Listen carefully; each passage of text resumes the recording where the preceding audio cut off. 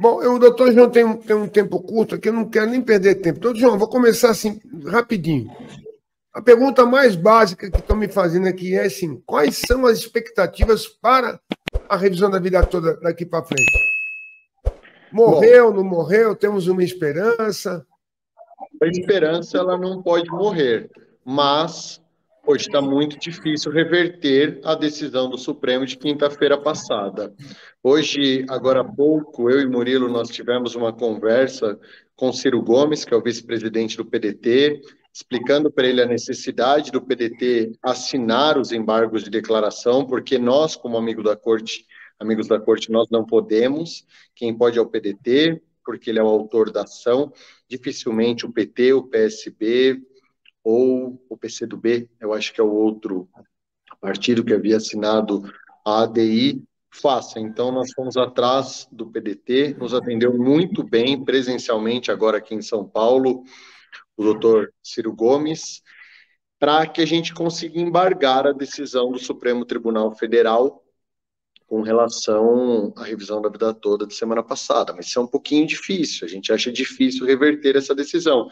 A nossa esperança é que, pelo menos, quem já ajuizou o processo, que consiga obter seu direito. João, nesse mesmo tema que você falou sobre embargos, eu ia até perguntar aqui para frente. Como eu falei, as perguntas vão ser respondidas praticamente todas dentro de uma só, né? Você falou embargos. Eu entendo aqui, no pouco tempo que eu fiz direito, que o embargo nada mais é do que... Senhor juiz, me explica a sentença, por gentileza, que eu não entendi a linha tal do inciso tal. O que vai adiantar embargos em cima de uma decisão de uma ADI, por exemplo? Não seria interessante um recurso? Não existe recurso.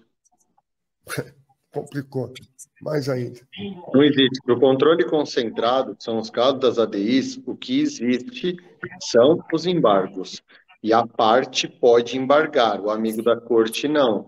Então, hoje me escreveram, vocês deviam fazer uma apelação, vocês deviam... Não existe. O que existe nessa ação são os embargos. E a gente buscaria os efeitos infringentes. É por isso que eu acho que é muito difícil reverter a decisão na ADI. Mas o recurso da revisão da vida toda, os embargos de declaração da revisão da vida toda, serão julgados dia 3, agora de abril. E ali a gente tem uma esperança também de que esse assunto novamente seja debatido.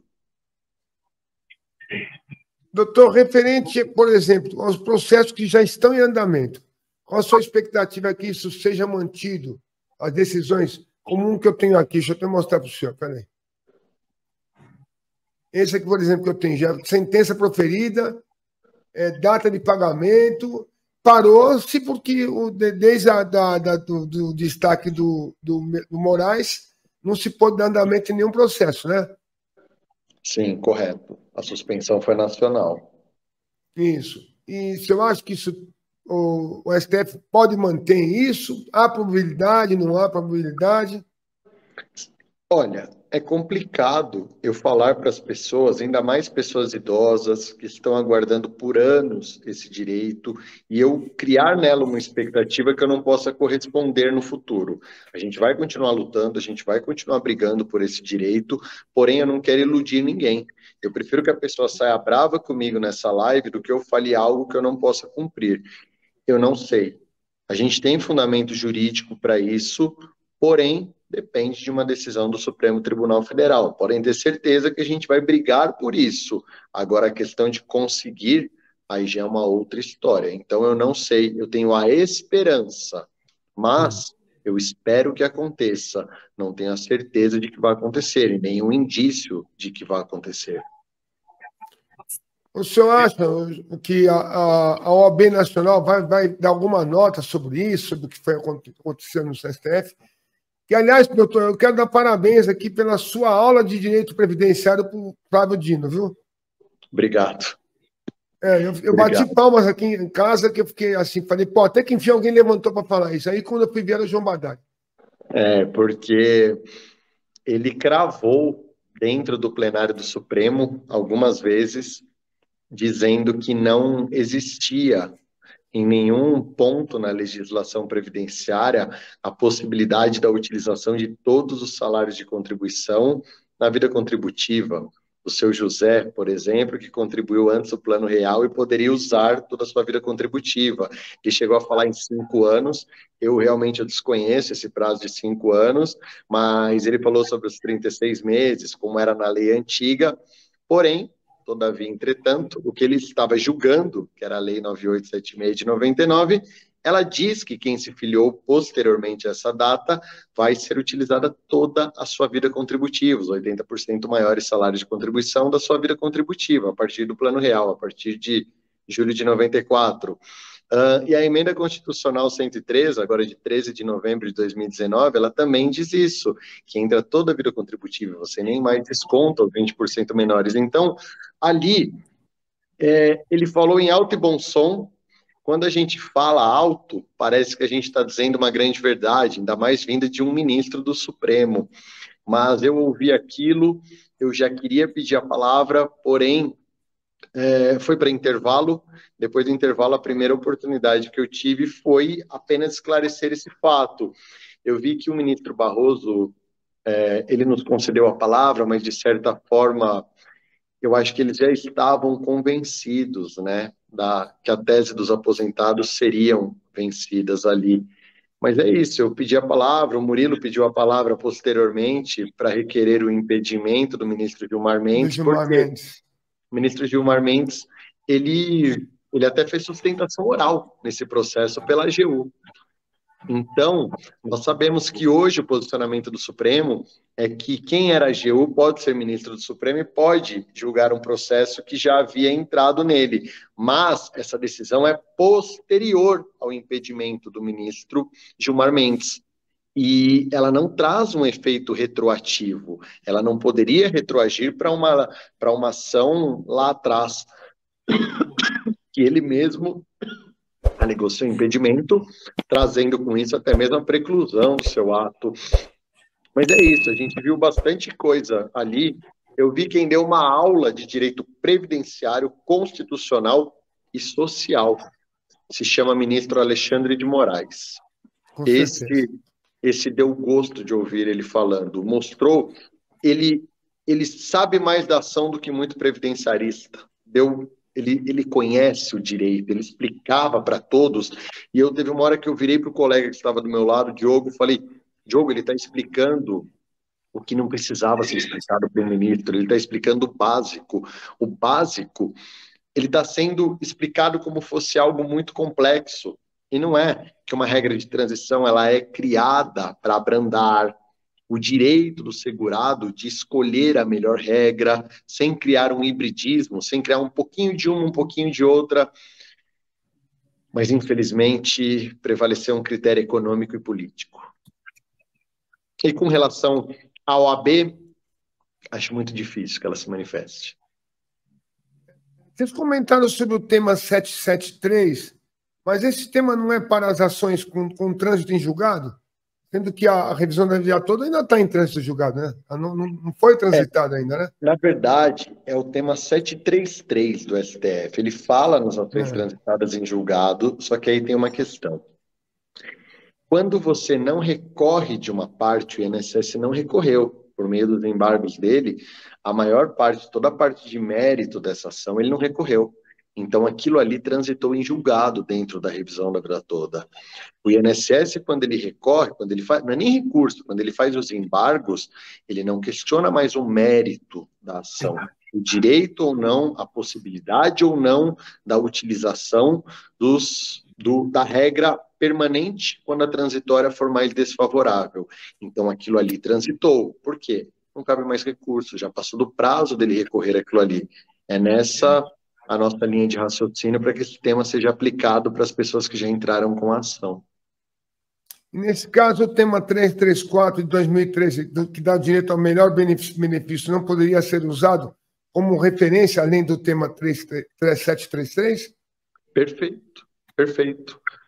O direito do segurado, a gente entende que a revisão da vida toda, ela começa em 2013, quando o Supremo, relatoria da ministra Ellen Grace, ele declara o direito do segurado optar pelo melhor benefício. Tenho o artigo A e o artigo B. O artigo B, ele me favorece no cálculo da minha aposentadoria, então aplique esse. E agora o posicionamento foi mudado por meio da ADI 2110. O que nós entendemos que todo mundo que entrou com essa ação, o tema 334 protegeu essas pessoas. Eu achei vergonhoso, né, doutor? Como é que foram buscar, no dia do julgamento do embargo, ADIs de 25 anos atrás para ser colocado, que faziam com direito, que davam direito a Flávio Dino de votar numa coisa que ele não poderia votar. Flávio Dino não poderia ter votado a revisão da vida toda. Ele fala um pouquinho de salário maternidade, um pouquinho de fator previdenciário, mas o que ele realmente tocou no tema 102.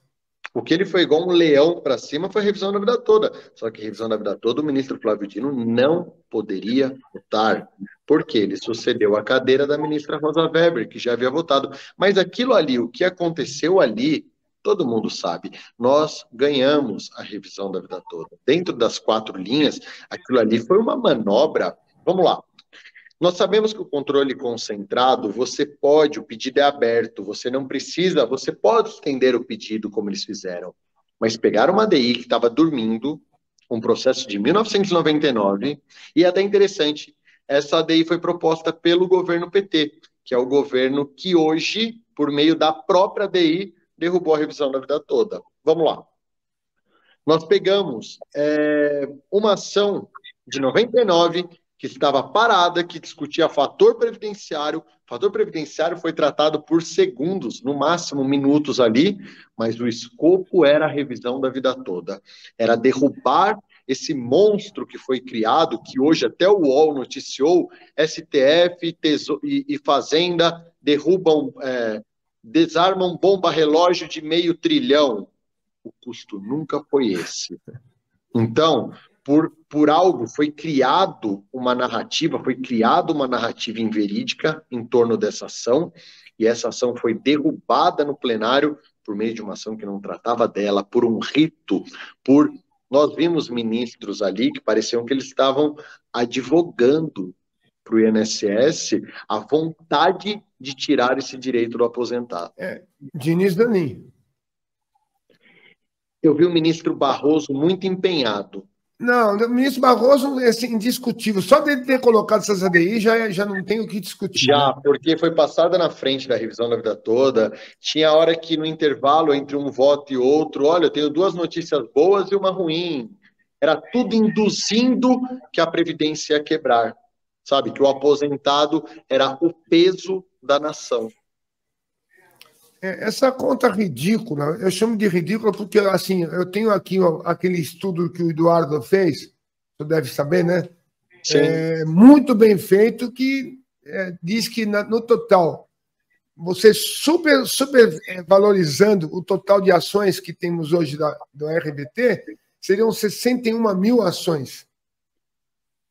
Que tem o direito. Número. Nós temos que colocar aí que nós temos a decadência, muita gente não deu entrada, já perdeu o direito.